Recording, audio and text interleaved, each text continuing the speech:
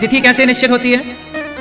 जिस दिन सूर्य भगवान मकर राशि में गए, जिस दिन सूर्य भगवान मकर राशि में गए उस दिन होती है मकर संक्रांति। इसलिए मकर संक्रांति मनाई जाती है। 12 राशियां होती हैं, उन 12 राशियों में सूर्य भगवान चलते हैं। मकर राशि में आए तो मकर संक्रांति। जब सूर्य मकर में आते हैं, इस तरह 12 वर्ष में जब बृहस्पति का एक चक्कर पूरा होता है तब एक कुंभ लगता है। कितना बड़ा वैज्ञानिक है सनातन धर्म। सनातन को समझने के लिए बहुत शिक्षा चाहिए, समझदारी चाहिए। तारीख होती है, जनवरी होती है 31 दिन की, फरवरी होती है 28 दिन की। बोलो हाँ। लेकिन हमारे यहां हर महीना 30 दिन का ही होता है, 15 दिन। हमारे यहां प्रतिपदा, पहली तिथि से अमावस्या, फिर अमावस्या के बाद 15 दिन बाद पूर्णिमा। जैसे ही पूर्णिमा आई महीना पूरा, महीना बदल जाता है। हाँ या ना? अभी कौन सा महीना चल रहा? माघ का महीना कब पूरा होगा? पूर्णिमा को। माह के बाद क्या आएगा? फागुन। फागुन में क्या आएगी? होली। तो हमारे यहां सब तिथियों से कार्य होता है। तो ये बच्चे गुरुकुल के हैं तो तिथियों के हिसाब से। देखो गुरुकुल में सभी बच्चे अपने माथे पर तिलक लगाते हैं और पहनावा पैंट शर्ट नहीं, धोती और कुर्ता होता है। यही भारतीय हमारी परंपराएं हैं, यही है गुरुकुल की प्रणाली। भगवान राम भी गुरुकुल पढ़ने गए, भगवान कृष्ण भी गुरुकुल पढ़ने गए। आज गौरी गोपाल गुरुकुल में इतने सारे बच्चे पढ़ते हैं। सारे बच्चे निःशुल्क पढ़ते हैं, कोई चार्ज नहीं लिया जाता बच्चों से। क्यों? बच्चा सही है। और ये सभी बच्चे यहां प्रेम से, इनका पढ़ना लिखना खाना पीना रहना सब निःशुल्क है। जिन गुरुकुलों को मुगलों ने, अंग्रेजों ने उजाड़ा, उन्हीं गुरुकुलों की परंपरा को हमारे ऋषि मुनियों ने स्थापित किया और उसी गुरुकुल परंपरा को आगे बढ़ाने के लिए दास अनिरुद्ध कार्य कर रहा है। ये भारत के कोने कोने के बच्चे हैं, बड़े प्रेम से यहां पढ़ते हैं और भारतीय शिक्षा पढ़ते हैं। ये क्या पढ़ते हैं? ये वेद पढ़ते हैं, व्याकरण पढ़ते हैं, आगे उपनिषद पढ़ेंगे, अन्य विषयों का अध्ययन करेंगे और ये सब पढ़ करके ये आगे चल करके सनातन धर्म का प्रचार करेंगे। और ये सरकारी व्यवस्थाओं में जैसे आप करते हो ना पढ़ाई अपनी कॉलेज इत्यादि की, ऐसे ये बच्चे भी शास्त्री फिर आचार्य की डिग्रियां प्राप्त करते हैं। उस डिग्री के आधार पर ये धर्मगुरु भी बन सकते हैं। सेना में जो धर्मगुरु की वैकेंसी निकलती है, ये अन्य किसी भी क्षेत्र में जा सकते हैं।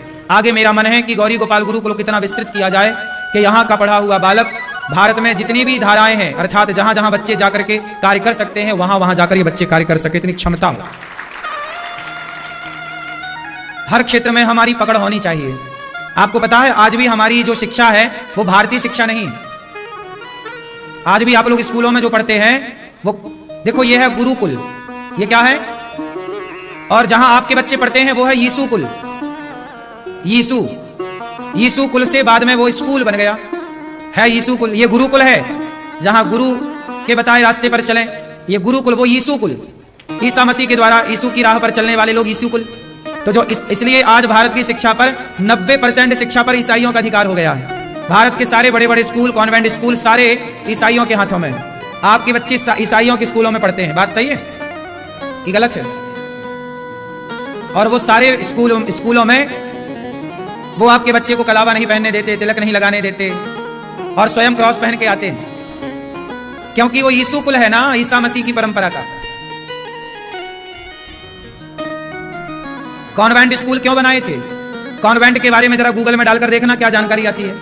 कॉन्वेंट स्कूल क्यों बनाए थे ईसाइयों ने?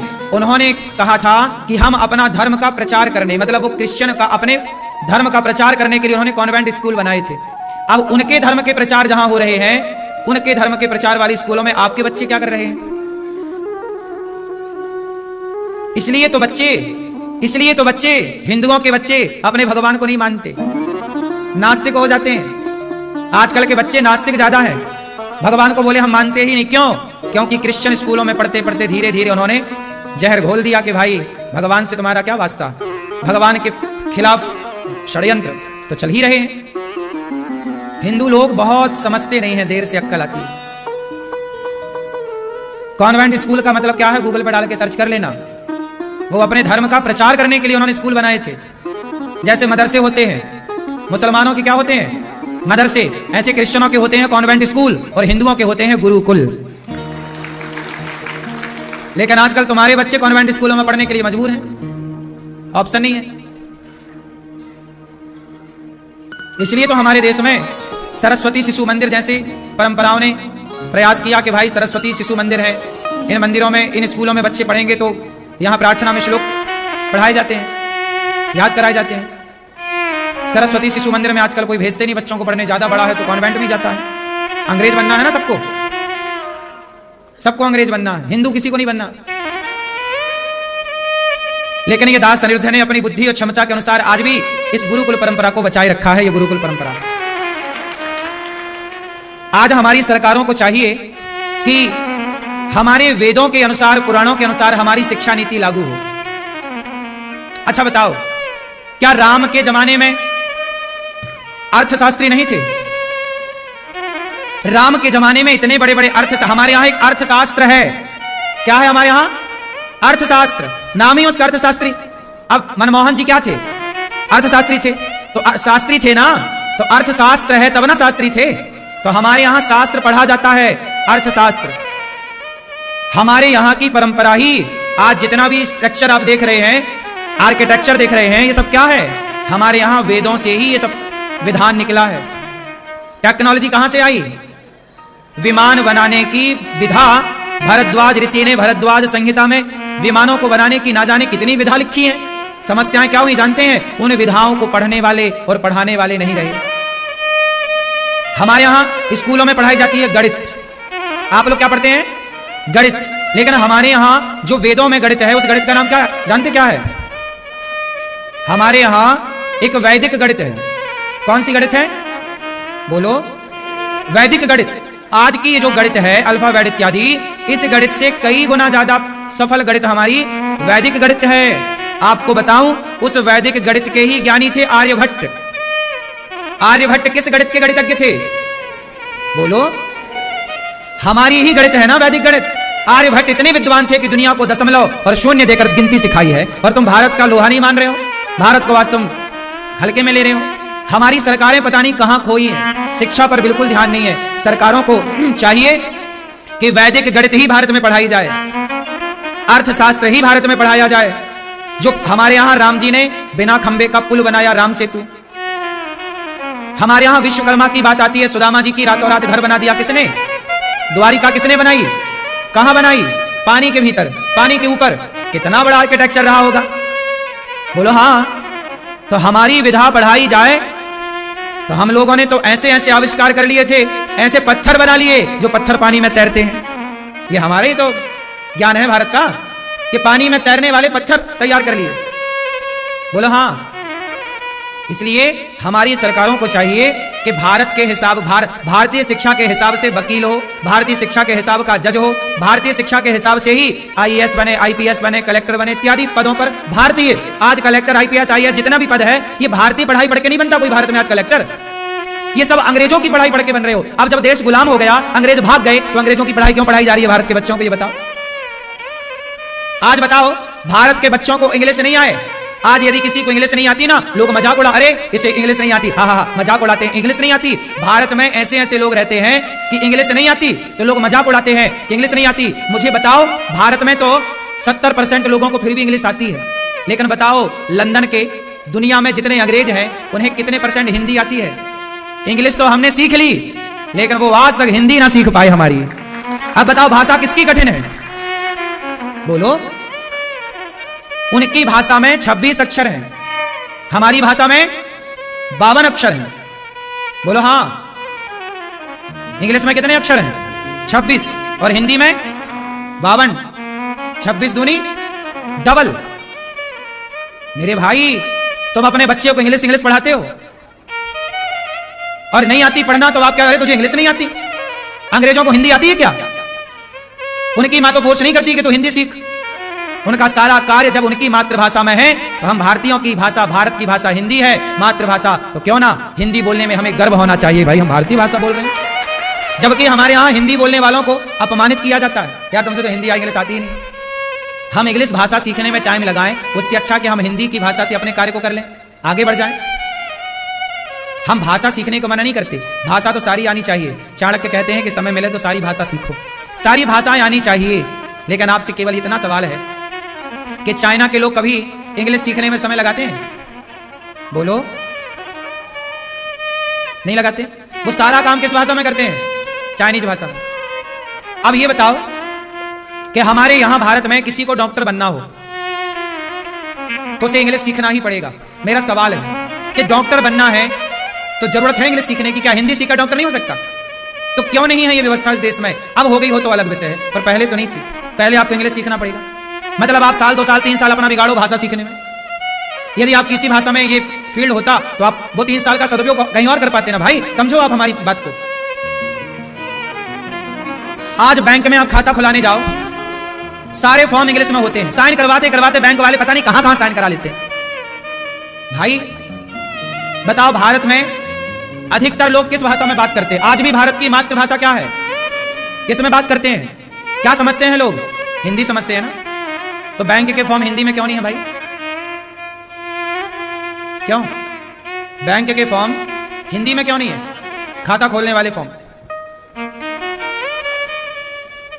जरूरत, हमने अपनी भाषा से प्यार नहीं किया। इंग्लिश आनी चाहिए साहब, लेकिन इंग्लिश बहुत गरीब भाषा इसलिए है कि इंग्लिश में केवल आंटी है। हमारे यहाँ चाची है, बुआ है, मौसी है, सब कुछ है।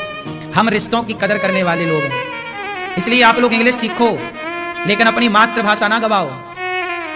अपनी मातृभाषा से प्यार करो। आप गुजरात के हैं तो आप अपनी गुजराती भाषा में बात करो।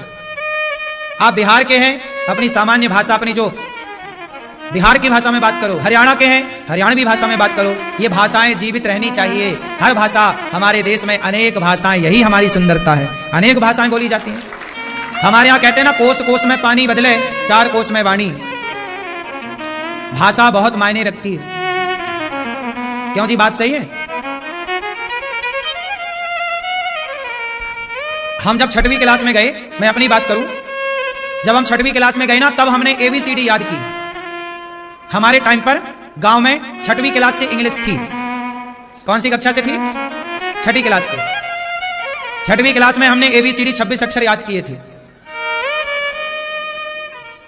भाषा को बोलने के लिए ना माहौल चाहिए। भाषा कोई भी सीखनी नहीं पड़ती, रटने से नहीं आती। भाषा कैसे आती है? उस भाषा को बोलने का क्या होना चाहिए? माहौल होना चाहिए। हमने हिंदी क्यों सीख ली? क्योंकि सब लोग हिंदी बोलते थे, माँ, पिता, भाई, पड़ोस। यदि सब इंग्लिश बोलते तो हम इंग्लिश सीख जाते। सब संस्कृत बोलते तो हम संस्कृत सीख जाते। सब उर्दू बोलते हम उर्दू। चाइना का बच्चा चाइनीज बोलता है, अमेरिका का बच्चा वहां की भाषा बोलता है, जर्मनी का बच्चा जर्मन बोलता है। हर भाषा आती है माहौल से। अब वो माहौल मिला नहीं और लोग फिर मजाक उड़ाते, तुमसे ये भाषा नहीं आती। इसलिए कहता हूं कि दुनिया मजाक उड़ाए तो उड़ाने दो, और आप जिस भाषा को बोलते हैं उस भाषा से आप आगे बढ़िए, वही भाषा आपको आगे बढ़ाएगी। सीखते रहिए, सीखते रहिए। क्यों जी, क्या करते रहिए? सीखना कब तक है? जब तक सांस है। सीखना कब तक है? सीखते रहो। सब कुछ सीखना चाहिए। भाषा हमारी भारतीय भाषा है। आपको पता है, ये हमारे गौरी गोपाल गुरुकुल के बच्चे, सारे बच्चे आपस में संस्कृत में बात करते हैं। आपस में ये संस्कृत मीडियम है गौरी गोपाल गुरुकुल। और भारत की मुख्य भाषा कौन सी है? संस्कृत। संस्कृत ही मूल भाषा है इस देश की। इसलिए आप लोग भी गौरी गोपाल गुरुकुल में जो बच्चे पढ़ते हैं, इनकी शिक्षा जो यहाँ पर होती है, उन शिक्षा से आप भी, उन बच्चों के लिए आप भी गौरी गोपाल गुरुकुल चलता रहे, बच्चे पढ़ते रहें, इसके लिए आप भी सहयोग कर सकते हैं, माँ बाप बनकर, बच्चों के भाई बहन बनकर। प्रिय भक्तों, भगवान की कथा अनंत है। हरि अनंत हरि कथा अनंता, कहीं सुनहि बहुविधि सब संता। भगवान की कथाएं अनंत हैं। और सारी कथाएं क्या कहती हैं? सारी कथाएं केवल एक और इशारा करती हैं, सत्यम ब्रूयात प्रियम ब्रूयात। सत्य बोलना चाहिए और प्रिय बोलना चाहिए। अच्छा, एक बात बताओ, भगवान राम को भगवान क्यों कहते हैं? राम भगवान क्यों बने, जबकि वो तो मनुष्य का अवतार लेकर आए? विप्रधेनु सुर संतहित लीन मनुज अवतार। क्यों राम भगवान कैसे बन गए? बताओ मैया, राम भगवान कैसे बन गए? बोलो। राम भगवान कैसे बने, आओ इस पर बात करते हैं कि राम के भगवान बनने तक की यात्रा क्या थी, कहां से शुरू हुआ और कहां तक गए राम। राम का जन्म हुआ, प्राकट्य हुआ, भय प्रकट कृपाला दीन दयाला। जब राम प्रकट भये तो राम जब प्रकट भये तो वो बालक थे। प्रकट तो भय चतुर्भुज रूप में, पर दो भुज हो गए और सामान्य लीला की। लेकिन राम जब बड़े हुए, पढ़ने गए, राम जब पढ़ने नहीं गए ना, तब राम जी 10 बजे 8 बजे तक सोते थे। लेकिन राम जब पढ़कर आए, गुरु ग्रह पढ़न गयऊं रघुराई, अल्पकाल विद्या सब पाई। जब राम जी विद्या पढ़ने के लिए गुरुकुल गए तो गुरुकुल में राम जी ने गुरु जी से सीखा। क्या सीखा? सारी विद्याएं सीखी। धनुष चलाना, अनुसंधान करना। राम जी एको हम बहुश्याम, राम एक से बहुत हो सकते थे। ये सारी विद्याएं थी। पता पहले भारत की विद्याएं क्या थी? अदृश्य हो जाना भी एक विद्या है, अलोप हो जाना, दिखाई ना देना, अपने बहुत सारे रूप प्रकट कर देना, यह भी एक विद्या है। पर काया प्रवेश कर लेना, यह भी एक विद्या थी हमारे भारत की। पता आपको? आद्य शंकराचार्य जी ने पर काया प्रवेश की थी। आद्य शंकराचार्य जी ने क्या किया था? ये पर काया प्रवेश क्या होता है? कोई मरा है तो हम अपना शरीर छोड़कर हम उसके शरीर में प्रवेश कर सकते हैं। जब मंडन मिश्र की पत्नी भारती से आद्य शंकराचार्य जी का शास्त्रार्थ हुआ तो शास्त्रार्थ में आद्य शंकराचार्य जी ने कुछ महीनों का वक्त मांगा था। हम आपके प्रश्न का उत्तर देंगे, हमें थोड़ा सा वक्त दीजिए। उस वक्त में आद्य शंकराचार्य जी ने, एक राजा मर गया था तो मरे हुए राजा के शरीर में प्रवेश किया था आद्य शंकराचार्य जी ने, और अपने शरीर को छिपाया। शिष्यों से कहा कि आप संभाल के रखिएगा। फिर आद्य शंकराचार्य जी ने वो कार्य पूरा किया और वापस अपने शरीर पर आए। तो यह भी हमारी एक विद्या रही है, पर काया प्रवेश। कितनी गहरी विद्याएं हमारे यहां रही। आपको पता है, हमारे ऋषि मुनि पुराने टाइम पर जमीन से ऊपर आकाश मार्ग से यात्रा करते थे। कहां से यात्रा करते थे? आकाश मार्ग से। अब आप कहेंगे कि आकाश में कैसे चला जा सकता है? हाँ, आज नहीं चला जा सकता बिना हेलीकॉप्टर एरोप्लेन के, लेकिन हमारे यहां यह भी एक विद्या थी। नारद जी कैसे चलते हैं? नारायण नारायण। नारद जी कहां चलते हैं? आकाश में तो विचरण करते हैं। नारद जी कहां विचरण करते हैं? देवता कहां विचरण करते हैं? ऐसे ही हमारे यहां जो ऋषि मुनि थे वह आकाशीय मार्ग से यात्रा करते थे। ऋषि मुनि अपनी शक्ति, इसलिए वो ऋषि हैं। रिसर्च करने से उनका नाम ऋषि पड़ा। आकाश मार्ग से वो यात्रा किया करते थे। ऐसी विद्याएं हमारे यहां रही हैं, उच्च कोटि की परंपराएं हमारे यहां रही हैं। प्रिय भक्तों, भगवान राम सामान्य लीला करने आए हैं मनुष्य बनकर, पर राम ने क्या क्या किया, पूरी लीला पर प्रकाश सार सार पर डालेंगे। भगवान राम जब पढ़कर के लौटे तो प्रातः काल उठ के रघुराई। राम जी प्रातः काल उठ के रघुनाथा, मात पिता गुरु ना वही माथा। राम जी गुरुकुल में गए, पढ़कर आए तो क्या सीखा? माता पिता को प्रणाम करना सीखा, सवेरे जल्दी से जागना सीखा। आपने सवेरे जागना नहीं सीखा, आपने माता पिता को प्रणाम करना नहीं सीखा, तो क्या सीखा? आजकल के बच्चे सब कुछ सीख कर भी उद्दंड है। क्या है? उद्दंड। उद्दंड मतलब आतताई। आजकल के बच्चे, मां बाप की शिकायत है, गुरुजी बच्चे सुनते नहीं हैं, बिल्कुल बात नहीं मानते। आपने अपने बच्चों को बाहर की दुनिया दिखा दी। एक बात बताएं, बाहर की चमक बच्चों को ना दिखाओ, बाहर का वातावरण बच्चों को ना दिखाओ। अभी ये बाद में तो सब देख ही लेंगे। जितना बाहर का संसार आप देखेंगे, आपका मन उतना चंचल होगा। इसलिए पहले के लोग एकांत में रहते थे। इसलिए पहले के गुरुकुल जंगल में होते थे। कोई ना दिखे, कोई ना दिखेगा तो केवल पुस्तक दिखेगी, पढ़ाई दिखेगी, और कोई दिखा तो फिर वही दिखेगा, पढ़ाई ना दिखेगी। क्यों जी? बात सही है। आजकल के लड़के मोबाइल पर सारा संसार देख लेते हैं, और जितना आप देखते हैं आपकी आंखें, आपका मन उतना ही चंचल होता है। चंचलता बढ़ाना है तो ज्यादा देखो, और चंचलता मिटाना है तो कंट्रोल करो देखने में। बच्चों को कम से कम दिखाओ। आप लोग क्या करते हैं? बच्चों को घुमाने ले जाते हैं। बच्चों को घुमाने आप कहां ले जाते हैं? जितना घुमाएंगे बच्चों को, कहां घुमाओ? वृंदावन लाओ बच्चों को, बच्चों को कथा सुनवाओ, सत्संग कराओ, बच्चों को झोपड़पट्टी में लेकर जाओ, गरीबों के पास बिठाओ, उनकी स्थिति दिखाओ कि देखो तुम महंगी टॉफी खाते हो, खिलौनों में खेलते हो, ये देखो बच्चों के पास खिलौने भी नहीं है। इससे क्या होगा? बच्चे देखेंगे कि हम कहाँ हैं और वो कहाँ है, हमें चीजों का कैसे सदुपयोग करना चाहिए। आपने चमक दिखाई दुनिया की, तो बस वो चमक में बच्चे अंधे हो जाते हैं, क्योंकि बच्चे लड़कपन के बाद कहाँ जाते हैं? बोलो, जवानी में। लड़कपन के बाद क्या आती है? जोर से। और जवानी क्या होती है? अंधी। जवानी क्या होती है? हाँ, अभी तो आप लोग अंधे भी होंगे, नहीं होंगे? जवानी कैसी होती है?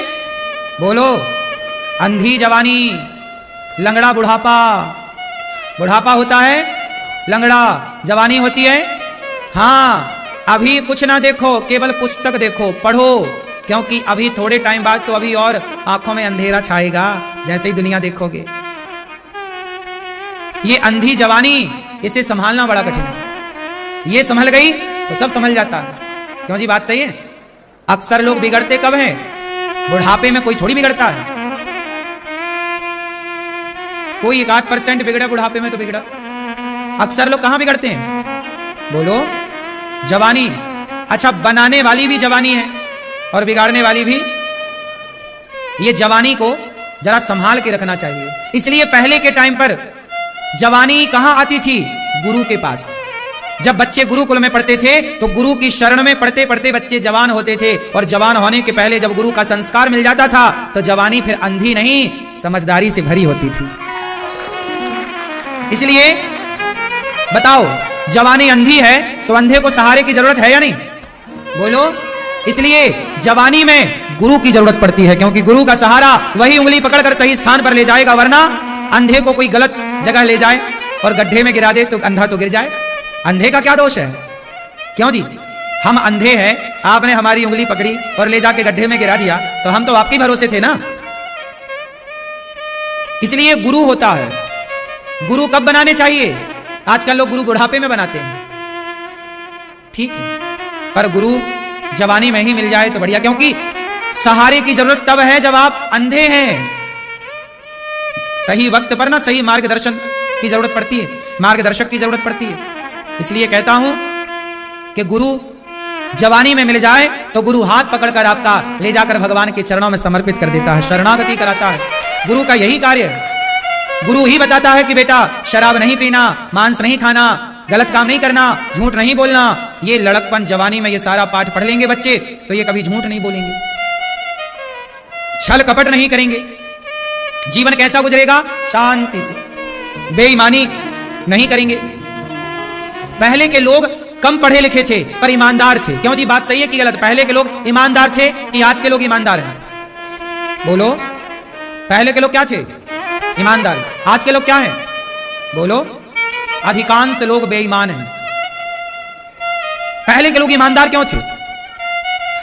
क्योंकि पहले के लोगों को जवानी में उनके दादाजी, उनके पिताजी, उनके गुरु उन्हें सही पाठ पढ़ा देते थे कि बेटा झूठ बोलना पाप है, नहीं असत्य सम पातक पुंजा। असत्य से बड़ा कोई पाप और सत्य से बड़ा कोई पुण्य नहीं। धर्म न दूसर सत्य समाना, आगम निगम पुराण बखाना। सत्य से बड़ा कोई पुण्य धर्म नहीं और झूठ से बड़ा झूठ बराबर कोई पाप नहीं। ये बात बच्चों को जवानी में बताई जाए तो कोई बच्चा झूठ बोलने से डरे। पहले के लोग धर्म का पालन करते थे तो उन्हें पुलिस की, कोर्ट कचहरी की जरूरत ही नहीं पड़ती थी, गलत करते ही नहीं थे। पहले के लोग गरीब रहते थे, नमक रोटी खाते थे, पर बेईमानी करने से डरते थे क्योंकि ईश्वर देख रहा है। लोगों को भगवान पर इतना भरोसा था कि ईश्वर तो देख रहा है। आजकल का आदमी तो कहता मैं ब्रह्मा से नहीं डरता। आजकल के आदमी को डर ही तो नहीं है। पहले के लोगों को डर था। किसका डर था? बोलो, ईश्वर का। अच्छा ये बताओ, डरना जरूरी है कि नहीं? बोलो, किससे डरना जरूरी है? अच्छा बताओ, राम डरते थे कि नहीं? उत्तर दो भैया, राम डरते थे या नहीं? नहीं? आप बताओ, राम डरते थे कि नहीं? बोलो, क्यों राम डरते थे कि नहीं? हाँ। रावण डरता था कि नहीं? हाँ, रावण बिल्कुल नहीं डरता था, जबकि राम डरते थे। राम किससे डरते थे? राम किससे डरते थे? अधर्म से, कि मेरे से कोई अधर्म ना हो जाए। राम डरते थे पराई नारी को देखने से डरते थे। राम डरते थे पराये धन को देखने से, छूने से डरते थे। रावण नहीं डरता था, पराई नारी को उठा के ले आता था। राम को डर था, पराई नारी को देखने से डर लगता है। नहीं, रावण को डर नहीं लगता था। इसलिए कहता हूं थोड़ा डरो। डरो इसलिए क्योंकि कोई ना देख रहा होगा, फिर भी ईश्वर देख रहे होंगे। बात सही है कि गलत है? क्यों भैया? पीले भैया, कौन देख रहा है?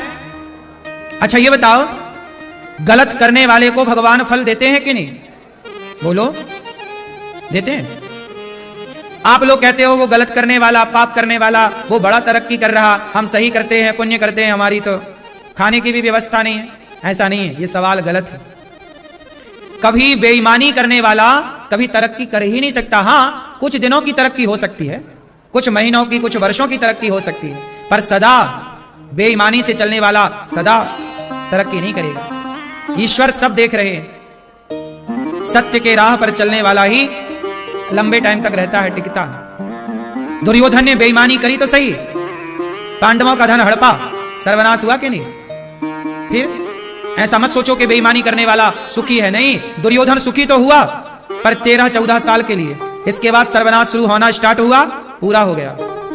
लेकिन पांडवों ने ईमानदारी नहीं छोड़ी, तो भले 12 साल वनवास में रहे, 1 वर्ष अज्ञातवास में रहे, लेकिन सत्ता उन्हीं को मिली। सही है ना? क्यों भैया? बात सही है। इसलिए भगवान सब देख रहे हैं। गलत करने वाले को करने दो, समझाओ कि ना करे, नहीं माने तो करे, पर आप धर्म ना छोड़ो, सत्य ना छोड़ो।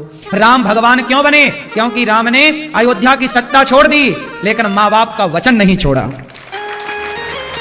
राम ने अयोध्या की सत्ता छोड़ दी, लेकिन मां बाप का वचन प्राण जाए पर।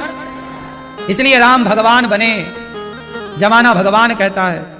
क्यों? क्योंकि उन्होंने पैसे से ज्यादा रिश्तों को महत्व दिया।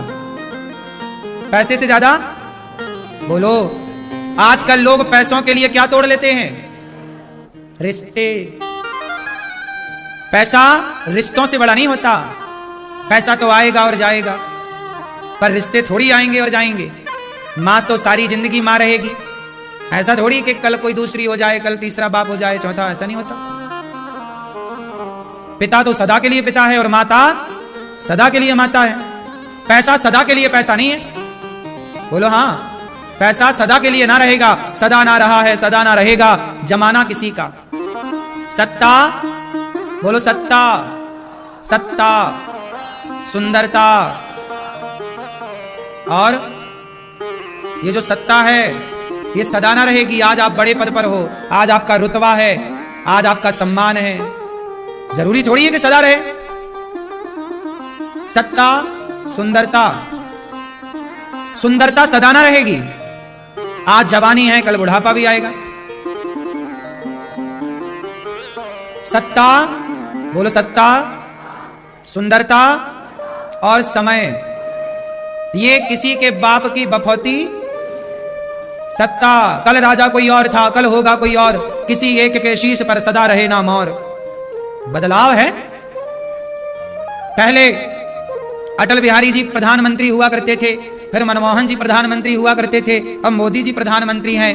आगे भी कोई होगा, उसके आगे भी कोई होगा, उनके पहले भी कोई था, उनके पहले भी कोई था। यही तो परिवर्तन है। सदा कौन रहा है? बोलो, ये संसार परिवर्तनशील है।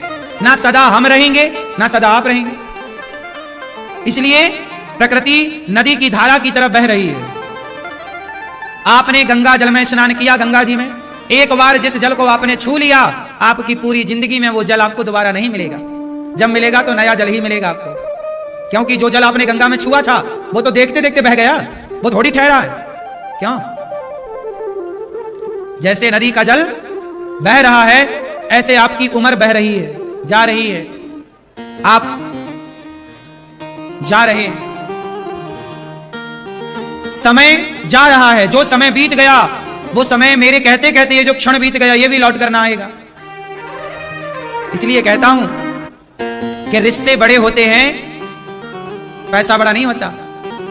रिश्ते बनाओ, रिश्ते निभाओ। राम का जीवन क्या था? मां बाप की आज्ञा का पालन करने में पूरा जीवन गुजार दिया।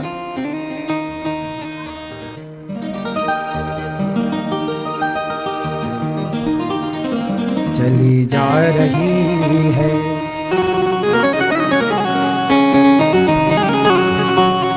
चली जा रही है उम्र धीरे धीरे, चली जा रही है उम्र धीरे धीरे।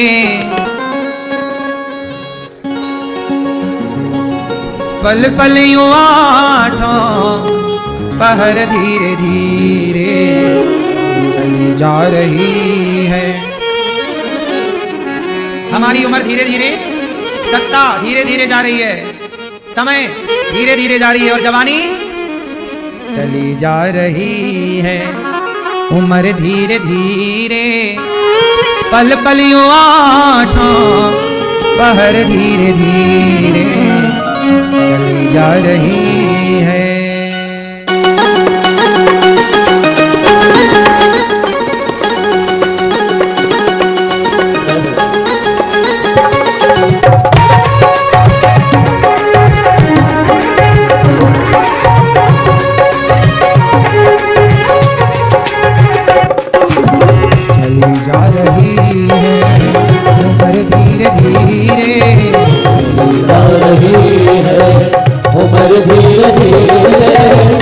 पल पल यूं आठों प्रहर धीरे धीरे चली जा रही है उम्र धीरे धीरे।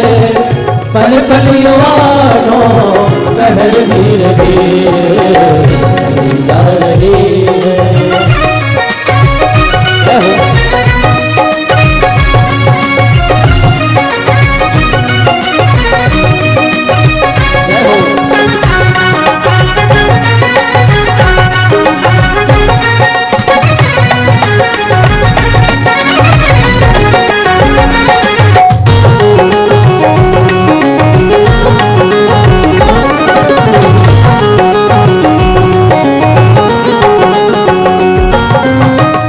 बचपन भी जाए जवानी भी जाए, हाँ जवानी भी जाए।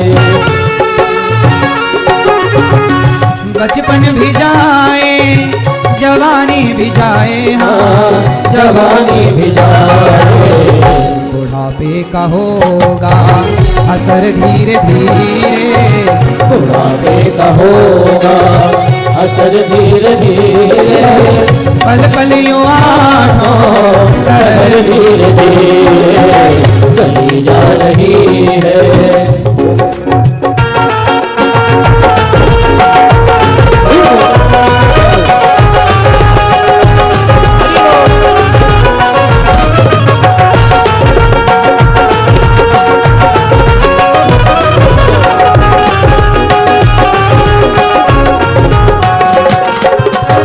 तेरे हाथ पाँवों में बल ना रहेगा, बल ना रहेगा। तेरे हाथ पाँवों में बल ना रहेगा, बल ना रहेगा। झुकेगी कमर अब झुकेगी तुम्हारी कमर धीरे धीरे झुकेगी तुम्हारी कमर धीरे धीरे चली जा रही है।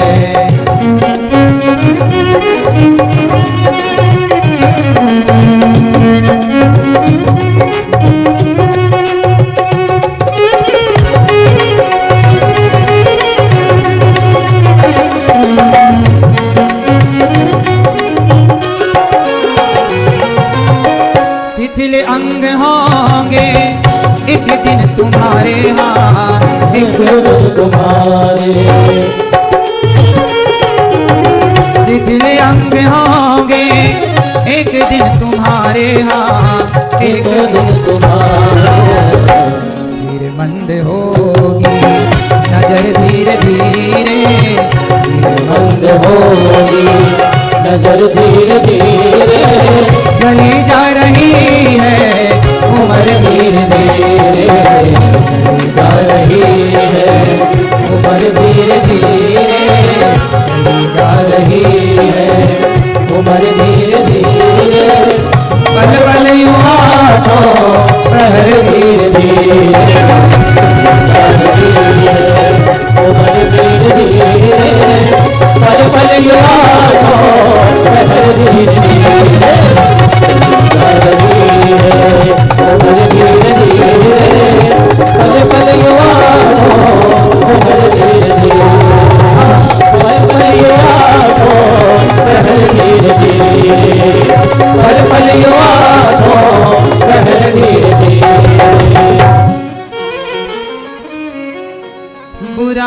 से मन को अपने हटा ले, हाँ मन को हटा ले।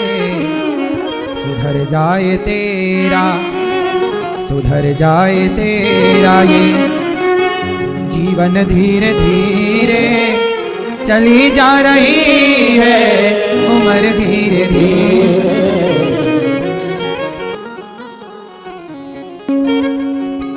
उम्र कैसे जा रही है? राम जी ने अपने समय का खूब सदुपयोग किया। बात मानकर वनवास चले गए। राम जी 14 वर्ष तक कहां रहे? वनवास में। वनवास क्यों हुआ राम जी को? क्योंकि राम को राजा बनना था, और राजा बनना है किसी को, बड़ा बनना है किसी को, तो छोटे से छोटे व्यक्ति तक जाकर मिले। इसलिए राम जंगल के सुदूर वन में एक तपसी, एक नारी जो राम के इंतजार में खड़ी थी, वो शबरी माता तक पहुंच गए। राम आखिरी व्यक्ति तक राम पहुंचते हैं। राम जी जब वनवास चले तो केवट मिल गए राम जी को।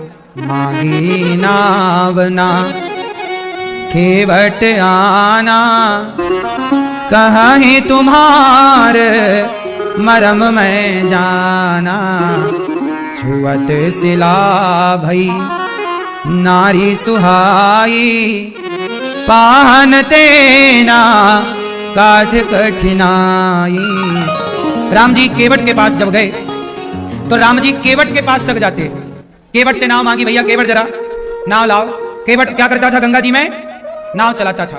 आज राम जी पहुंच गए, भैया केवट, हाँ सरकार जरा नाव ले आओ, हम पार जाएंगे। केवट बोला, सरकार मैं आपको पार तो नहीं लगा सकता। काहे नहीं लगाओगे? तुम्हारा तो काम ही पार लगाना है। केवट बोला, प्रभु हम इसलिए पार नहीं लगा सकते क्योंकि हम अपनी रोजी रोटी बंद नहीं करना चाहते। अरे हमें पार लगाएगा, तेरी रोजी रोटी कैसे बंद हो जाएगी? केवट बोला, छुअत सिला भई नारी सुहाई। हमने सुना है कि आपके पांव का स्पर्श होते ही, चरणों की रज का स्पर्श होते ही पत्थर की नारी, पत्थर की शिला नारी बन गई। पत्थर क्या बन गया? क्या बन गया? स्त्री बन गई। यदि आपके चरणों के स्पर्श से पत्थर स्त्री हो गया, स्त्री हो गई, तो मेरी नाव तो लकड़ी की है, कहीं आपके पांव पड़े और मेरी नाव स्त्री बन गई तो घरवाली कहेगी मैं एक थी, ये दूसरी कहां से आ गई? मैं कैसे जवाब दूंगा? मेरी पत्नी तो नाराज होकर भाग जाएगी। प्रभु आपके चरणों में बड़ा जादू है। पत्थर पे आपने टच कर दिया तो पत्थर क्या बन गई? नारी बन गई। कौन सा पत्थर नारी बनी? कौन सा पत्थर नारी बना? कौन थी वो नारी? माता अहिल्या। अहल्या कौन नारी थी? किसकी पत्नी थी? गौतम ऋषि। गौतम नारी श्रापवश उपल देह धरि धीर, चरण कमल रज चाहती कृपा करो रघुवीर। गौतम ऋषि की नारी अहिल्या, ये भगवान के चरणों की रज चाहती थी। भगवान के चरणों की रज से क्या हुआ? वो पत्थर की योनि से मुक्त होकर भगवान के धाम चली गई। अच्छा, गौतम ऋषि की नारी पत्थर की क्यों हो गई? क्यों हो गई मैया? श्राप था। किसने श्राप दिया? गौतम ऋषि ने। क्या श्राप दिया? पत्थर की हो जाओ। क्यों श्राप मिला? क्योंकि इंद्र के साथ ये पकड़ी गई, देखी गई। इंद्र आया रूप बदलकर और ये इंद्र के साथ अहिल्या माता रहने लग गई। गौतम ऋषि ने देखा कि मेरी पत्नी ने मेरे साथ विश्वासघात कर दिया, इंद्र के साथ रह रही है। अच्छा, इंद्र जो था ना, ये अहिल्या को चाहता था, विवाह करना चाहता था।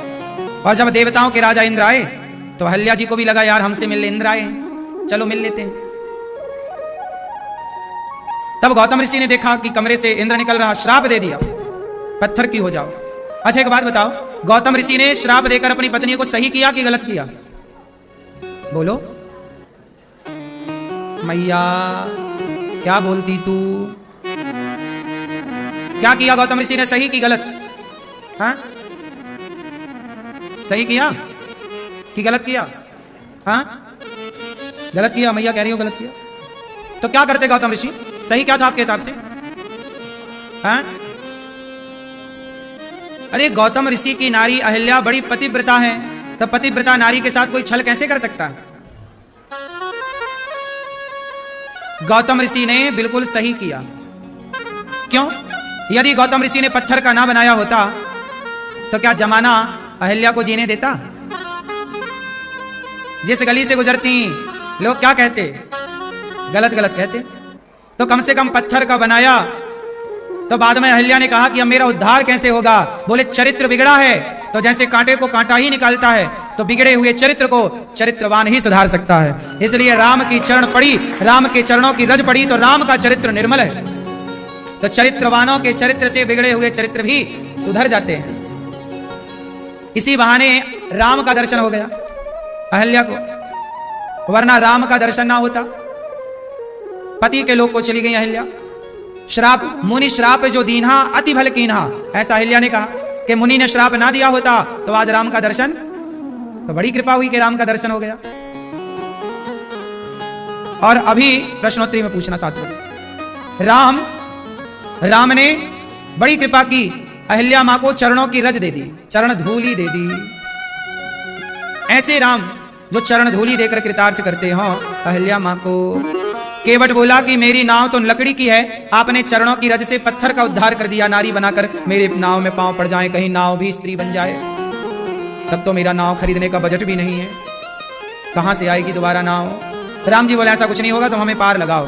बोले अच्छा एक शर्त है, हम आपके पांव धोएंगे। राम जी बोले अच्छा ठीक है। पहले तो राम जी मना करते रहे। लक्ष्मण जी बोले क्यों? केवट बोला कि राम आपके पिता की सौगंध खाता हूं, बिना चरण धोए मैं आपको पार नहीं लगाऊंगा। लक्ष्मण जी बोले अपने बाप की सौगंध खा, मेरे बाप की क्यों खा रहा है? लक्ष्मण जी गुस्सा हुए, अभी मार दूंगा, बड़ा बातें कर रहा, पार नहीं लगा रहा। केवट बोला लक्ष्मण आप मारना चाहते हो ना, मुझे मार दो, लेकिन जब मैं मरकर जाऊंगा यमराज जी पूछेंगे किसने मारा, तो मैं कहूंगा रघुनाथ से प्राणन सो प्रिय बंधु, वही मुझे बाण से मारत है। जो रघुनाथ जी के प्राणों से प्रिय भाई, उन्होंने मुझे मारा। यमराज जी पूछेंगे कहां मरे? मरता हूं कहां सुचि गंग के तीर, रघुनाथ सो नाथ निहारत है। मैं गंगा के तट पर मर रहा हूं, और गवाही कौन देगा? रघुनाथ जी। यमराज जी बोलेंगे तुमने गलती क्या की कि लक्ष्मण ने मार दिया? तो केवट बोला अपराध यही इस दास का है, रघुनाथ के पांव पखारत हूं। यदि प्रभु के पांव पखारने का मतलब चरण धुलने का दंड यही है कि मेरी मृत्यु हो जाए, तो लक्ष्मण मैं मरने को तैयार हूं, मार दो। लक्ष्मण जी ने बाण छोड़ दिए। सुनी केवट के बैन, त्रय में लपेटे अटपटे, विहसे करुणा ऐन, चितई जान की लखन तन। राम जी केवट को देखकर हंसने लगे। केवट ने हंसा दिया राम को, विहसे करुणा ऐन। लक्ष्मण जी चले ना, छोड़ दिया बाण, तुम जानो भैया। केवट बड़ा जिद्दी भक्त है। भक्त कैसा होना चाहिए? केवट की तरह जिद्दी। चरण धुलूंगा मतलब धुलूंगा। अब राम जी बोले भैया धुल केवट राम रजा यसु पावा, पानी कठौता भरी ले आवा। केवट कठौता में पानी ले आया, कठौती में नहीं। कठौता जानते हो क्या होता? नाव डूब ना जाए, पानी नाव में भरता है तो कठौता से उलीचते हैं। कठौता में पानी ले आया, कठौती में नहीं लाया। एक होती है कठौती, कठौता की पत्नी, एक होता है कठौता। कठौती में नहीं लाया पानी। केवट बोला बनी तो कठौती से लड़की बन जाएगी, बना भी कुछ तो कठौता ले आऊं, लड़का बनेगा, नाव चलाने के काम आएगा, इसलिए कठौता लाया। कठौता में पानी लाया। राम जी के पांव घिस घिस के धुल रहा है। पत्नी से कह रहा जरा तुम भी चेक करो, धूल तो नहीं लगी। बेटे से कहा तुम भी देखो। राम के चरण हिलाए जा रहा है। राम बोले धीरे से भैया मैं गिर जाऊंगा। केवट बोला गिर जाओ तो मेरे सिर में हाथ रख लो। राम जी के जबरदस्ती राम का हाथ रखवा लिया अपने मस्तक पर। राम की आंखों में आंसू आए। केवट अभी तक मुझे लगता था कि मैं भक्तों को गिरने से बचाता हूं, आज पता चला कि भक्त भी बचाते हैं भगवान को गिरने से। राम जी ने केवट के मस्तक पर हाथ रख लिया। भगवान भी ना गिर जाएं, भक्त बचाते हैं। केवट ने खूब पांव धोए और नाव में बिठाया। नाव चली। जब नाव चली तो केवट ने चरण धोकर चरणामृत पान किया। चरणामृत रोज पीना चाहिए। क्या पीना चाहिए? आकाल मृत्यु हरणम सर्वव्याधि विनाशनम विष्णुं पादोदकं पीत्वा पुनर्जन्म न विद्यते। कहते हैं कि जो चरणामृत पीता है उसका पुनर्जन्म नहीं होता, पुनर्जन्म न विद्यते, पुनर्जन्म नहीं होता। अकाल मृत्यु हरणम, जो अकाल मृत्यु को हर ले। सर्व व्याधि विनाशनम, व्याधि आदि व्याधि सब विनाश कर दे, सबका सारी आदि व्याधि और समस्याओं को खत्म कर दे। ये ताकत किसमें है? केवल भगवान के चरणामृत में। ऐसे चरणामृत को पान किया केवट ने, राम को नाव में बिठाया, राम जी नाव में बैठे, चली नाव। जब नाव चली तो केवट बोला सरकार, राम जी बोले केवट जरा नाव धीरे चलाना। केवट नाव डगमग डुलाई जा रहा, राम जी बोले धीरे चल। केवट बोला प्रभु मेरा हाथ पकड़ लो। क्यों? केवट कहता मेरा हाथ पकड़ लो। अच्छा, भगवान का हाथ केवट क्यों नहीं पकड़ा? केवट ये भी तो कह सकता था आप अपना हाथ दो प्रभु, मैं आपका हाथ पकड़ लूं। भगवान का हाथ पकड़ना और भगवान को हाथ पकड़ाना क्या सही है? हाथ पकड़ना या हाथ पकड़ाना? क्या सही है? क्यों मैया, क्या सही है? हाथ पकड़ना भगवान का या भगवान को अपना हाथ? केवट बोला प्रभु यदि मैंने आपका हाथ पकड़ा तो मैं आपका हाथ कभी भी छोड़ सकता हूं, लेकिन आपने जिसका हाथ पकड़ लिया ना नाथ, आप कभी ना छोड़ेंगे हाथ, इसलिए मैं आपका हाथ नहीं पकड़ता। आप मेरा हाथ पकड़ लो हाथ रघुराई, नहीं तो डूब जाएंगे, हमारा कुछ न बिगड़ेगा, तुम्हारी लाज जाएगी। भगवान हाथ पकड़ लेते हैं केवट का। भगवान को अपना हाथ दो प्रभु, आप हाथ पकड़ लीजिए। कब पकड़ेंगे? जब भगवान हाथ पकड़ते हैं तो फिर कभी वो हाथ को छोड़ते नहीं। इसलिए आप ना पकड़ा करो भगवान के हाथ को। इसलिए जब भी भगवान का दर्शन करने जाओ तो दर्शन करना, कैसे दर्शन करना चाहिए बताओ ना? बताओ भगवान का दर्शन कैसे करना चाहिए? भगवान का दर्शन करने जाओ तो हमेशा ऐसे हाथ उठा के दर्शन किया जाता है। कैसे दर्शन किया जाता है? ऐसे ऐसे। जब भी भगवान का दर्शन करो तो हाथ जोड़ो, प्रणाम करो, थोड़ी देर के लिए अपने हाथ ऐसे करके भगवान को देखो और देख कर कहो कि प्रभु देखो। ऐसे हाथ क्यों किए जाते हैं? क्योंकि जब छोटा बच्चा आपकी गोद में आना चाहता है तो छोटा बच्चा कैसे करता है? ऐसे करता है, हमें गोद में ले लो। जैसे बच्चा माँ बाप की गोद में आने के लिए अपने हाथ उठाता है, ऐसे प्रभु हम भी आपकी गोद में आना चाहते हैं, इसलिए हमने तो अपना हाथ उठा के समर्पण कर दिया, अब आप स्वीकार करने के लिए अपने हाथ उठाओ। इसलिए इस भाव से भगवान का दर्शन किया जाता है कि प्रभु हमने अपने आप को समर्पित कर दिया। हाथ बढ़ाओगे तब ना पकड़ेंगे भगवान। पकड़ लो हाथ रघुराई, नहीं तो डूब जाए। तो हाथ पकड़े कब? जब बढ़ाओगे। बढ़ाओगे नहीं तो पकड़ेंगे कैसे? इसलिए ऐसे दर्शन, बड़े बड़े साधु संत ऐसे चुपचाप दर्शन करते हैं। भगवान से प्रार्थना, पकड़ लो प्रभु हाथ, वरना हम डूब जाएंगे। प्रिय भक्तों, केवट ने राम जी का दर्शन किया, राम जी की सेवा की और पार लगाया। उतर ठाणी भय सुर सरिरेता सी राम गुह लखन समेता। तब राम जी ने अंगूठी दी केवट को, ये लो उतराई।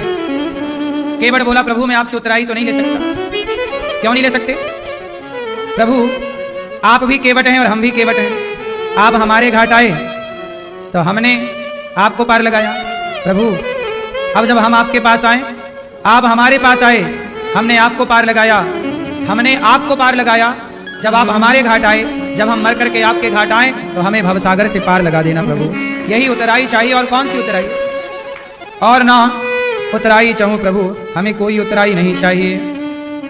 इस तरह से राम जी ने केवट को अपने हृदय से लगाया, कहा केवट तुमने बड़ा उपकार किया है। इस तरह राम जी केवट के यहां से फिर ऋषियों के आश्रम में गए और केवट पर भगवान ने बड़ी कृपा की।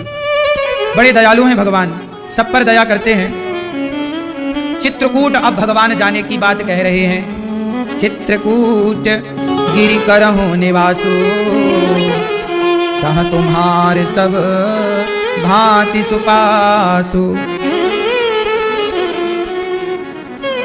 चित्रकूट में राम जी चित्रकूट की ओर जब गए तो चित्रकूट में जब भगवान गए तो वहां पे पोल भील भगवान राम का दर्शन करने आए और राम को दाना में भर भर के कंदमूल फल लेकर आए और राम को फल दिया कि उन कंदमूल खिलाने वाले कोल भीलों ने कहा कि ये भगवान है। किसी ने कहा कि हमारा दिया खाएंगे, बोले नहीं, ये भगवान वस्तु नहीं खाते, प्रेम के भूखे हैं, जो प्रेम से दो सब ग्रहण करते हैं। राम ही केवल प्रेम प्यारा, जान ले ये जो जान नहीं हारा। अब तो इस तरह राम जी चित्रकूट में विराजे और जब दशरथ जी को पता चला कि राम नहीं आए तो राम के वियोग में हार रघुनंदन प्राण पीड़िते, तुम बिन जियत बहुत दिन बीते। राम राम हाँ राम कही, राम राम कही राम, तनु परिहरि रघुवर बिरह, राउ गयऊं सुरधाम। जियन मरण फलो दशरथ पावा। तुलसीदास जी कहते हैं राम राम कहकर दशरथ जी भगवान के धाम चले गए। दशरथ जी मरने का पूरा फल पाते हैं। मरना तो सबको ही पड़ता है साहब, लेकिन राम राम कहकर कोई मरे तो कितना अच्छा है। दशरथ जी का अंतिम संस्कार भरत जी ने किया और भरत जी राम से मिलने के लिए अयोध्या में जब राम जी भरत जी आए, ननिहाल से दशरथ जी का संस्कार हुआ तो वशिष्ठ जी ने भरत जी से कहा, भरत जी राम वनवास जा चुके हैं पिता की आज्ञा लेकर, अब आप राजा बन जाओ। अयोध्या का राजा कौन बनेगा? बोलो मेरी मां, भरत। चलो भरत जी तुम राजा बनने की तैयारी करो। वशिष्ठ जी कह रहे हैं अब फलानी तारीख को हम आपका राज्याभिषेक करेंगे। भरत जी बोले गुरुजी क्या कह रहे हैं, यदि मैं राजा बन गया तो ये पृथ्वी रसातल में चली जाएगी। कहां चली जाएगी? क्यों? वशिष्ठ जी ने कहा यहां बड़े बड़े पापी राजा भाई, उनके पाप से तो पृथ्वी रसातल में गई नहीं। भरत आप जैसा धर्मात्मा भक्त राजा बनेगा तो क्या पृथ्वी रसातल में चली जाएगी? भरत जी ने कहा गुरुदेव एक बात बताओ, अभी मैं राजा बना नहीं, केवल बनने की बातें स्टार्ट हुई और केवल राजा बनने की बात चलने से भैया राम का वनवास हो गया, पिता की मृत्यु हो गई। सोचिए कि मेरे राजा बनने की बातें चालू हुई तो बाप मर गया, भैया का वनवास हो गया, मैं राजा बन जाऊंगा, पता नहीं कितना नुकसान हो जाएगा इस अयोध्या का, मैं राजा नहीं बनूंगा, राजा तो राम बनेंगे। फिर क्या करें? बोले हम मनाने चलेंगे राम को। सारे लोग भरत जी को भी गलत समझ रहे थे कि जब माँ ऐसी है कैकेयी तो बेटा भी ऐसे ही होगा, पर भरत जी तो बिल्कुल अलग निकले। ये बात सुनकर के भरत जी की बात सुनकर सारे नगर में उत्साह आ गया। राम का दर्शन करने के लिए सारे अवधवासी चलने को तैयार और भरत जी राम का दर्शन करने चित्रकूट जा रहे हैं। अच्छा एक बात बताओ, क्या आज के जमाने में ऐसे भाई हैं? राम आदर्श क्यों बने? क्योंकि राम के भीतर त्याग बड़ा है। वो त्याग सकते हैं अयोध्या की सत्ता को, वो त्याग सकते हैं सब कुछ, और आज का इंसान त्याग नहीं सकता। लोग अपनी मां को त्याग देते हैं, पत्नी को नहीं त्यागते। राम जी से मिलने भरत जी पहुंचे। भरत जी बोले राम जी चलो वनवास पूरा हो गया, अब हम आपकी जगह वनवास में रहेंगे और आप राजा बनेंगे। राम जी बोले भैया भरत मैं चलूंगा, पर ये बताओ यदि मैं आपके साथ चल पड़ा तो क्या मेरे मरे हुए पिता के वचन को मैं भंग नहीं कर दूंगा? जब बाप ने कह दिया है कि वनवास जाओ, तो मैं जीते जी पिता के वनवास से जब उनके वचन का उल्लंघन नहीं किया तो बाप के मर जाने के बाद यदि पिता के वचन का उल्लंघन करूंगा तो मेरे पिता को शांति मिलेगी कि अशांति मिलेगी? इसलिए भरत जिद ना करो, मुझे लेने की बात ना कहो, तुम कहो तो पिता मैं चलूं, पर बताओ पिता के वचन का क्या होगा? धन्य है राम के मरे हुए बाप के वचन की चिंता है, और आज की औलाद तो जिंदा बाप के वचन की चिंता ना करे। बाप जिंदा है, जिंदा बाप के वचन की कोई परवाह नहीं, लेकिन राम को मरे हुए पिता के वचन की परवाह है। राम भी तो पिता के मरने पर भरत जी आए, अब तो कैकेयी मां भी आई चित्रकूट, चलो राम गलती हो गई। राम जी चाहते तो जा सकते थे ना कि भाई सब सॉरी कह रहे हैं, अब चलो, पर नहीं, प्राण जाए पर वचन न जाए। वचनों के पक्के बनो साहब, वचन के क्या बनो? इसलिए राम ने पूरी लीला में वचनों का ख्याल रखा। किसका ख्याल रखा? इसलिए कहता हूं ज्यादा ना बोला करो, किसी को कोई वचन ना दिया करो।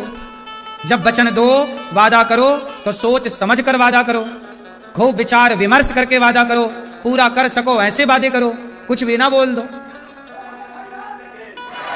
बोलने के पहले विचार करना चाहिए। बिना विचारे जो करें सो पाछे पछताएं, काम बिगाड़े आपनो जग में होत हंसाएं। बिना विचारे नहीं काम करना चाहिए। अब ये चिल्ला रहे हैं, बिना विचारे चिल्ला रहे हैं, कोई विचार नहीं है। ये सब बिना विचार के लोग हैं। बिना विचारे जो करें सो पाछे पछताएं, काम बिगाड़े आपनो जग में होत हंसाएं। इसलिए राम का पूरा चरित्र किस पर टिका है? विचारों पर। हम लोग राम के क्या, किसको आदर्श मानते हैं? राम के विचारों को। किस पर चलते हैं हम लोग? राम के विचारों पर। रामचरितमानस में क्या लिखा है? राम के विचार। भगवत गीता में क्या लिखा है? भगवान कृष्ण के विचार। क्या लिखे जाते हैं? बोलो मेरी मां, विचार लिखे जाते हैं। इसलिए आपकी कोई कीमत नहीं होती, आपके विचारों की कीमत होती है। आप बड़े नहीं होते, हमारे और आपके विचार बड़े या छोटे होते हैं। हमारी कीमत हमारे शरीर से नहीं होती, हमारी कीमत हमारे अच्छे या बुरे विचारों से कीमत बढ़ती या घटती है। अच्छे विचार कौन कौन से हैं? रावण ने जो जो किया वो अच्छे विचार हैं कि गलत? बुरे विचार। और राम ने जो किया वो अच्छे विचार। अच्छा, राम ने कोई गलती की कि नहीं? आप बताओ, राम ने पूरी रामलीला में, रामचरित्र में कहीं कोई गलती की? आपको दिखती है राम की गलती? हम लोग बहुत गलतियां करते हैं, बार बार हम लोग गलतियां करते हैं, पर राम ने अपने पूरी लीला में कोई गलती नहीं की। कुछ लोग कहते हैं कि राम ने सीता को वनवास भेज दिया, ये गलती है। राम ने बाली को छिपकर मार दिया, ये गलती है।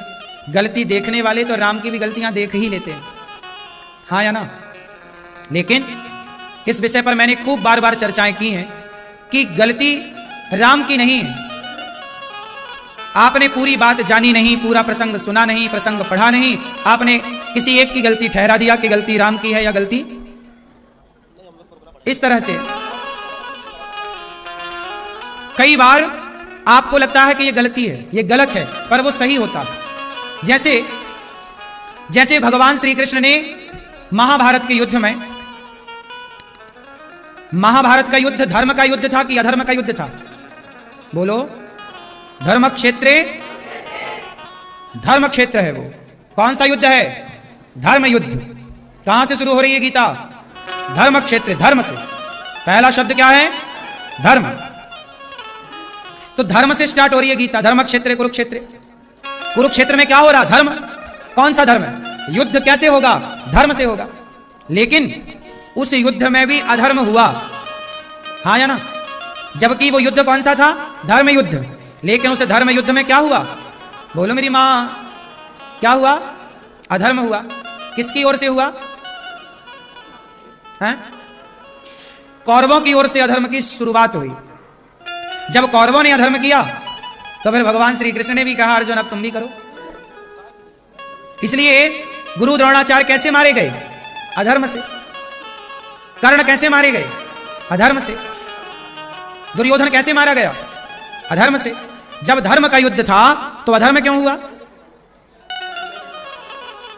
जब कर्ण का रथ का पहिया धसा तो भगवान ने कहा, अर्जुन मार बाण कर्ण को। अर्जुन ने कहा, प्रभु ये अधर्म है, वो नीचे है रथ से, योद्धा नीचे हो तो बाण नहीं मार सकते। भगवान बोले तू मार। जब भरी सभा में द्रौपदी की लाज उतारी जा रही थी, साड़ी खींची जा रही थी, तब क्या वो धर्म था? जब इन्होंने धर्म का मुंह नहीं देखा, धर्म का पालन नहीं किया, तो इनके लिए भी धर्म का पालन ना किया जाए, यही धर्म है। कई बार अधर्म भी धर्म बन जाता है, हाँ या ना? ये परिस्थिति पर निर्भर करता है। क्यों जी, बात सही है?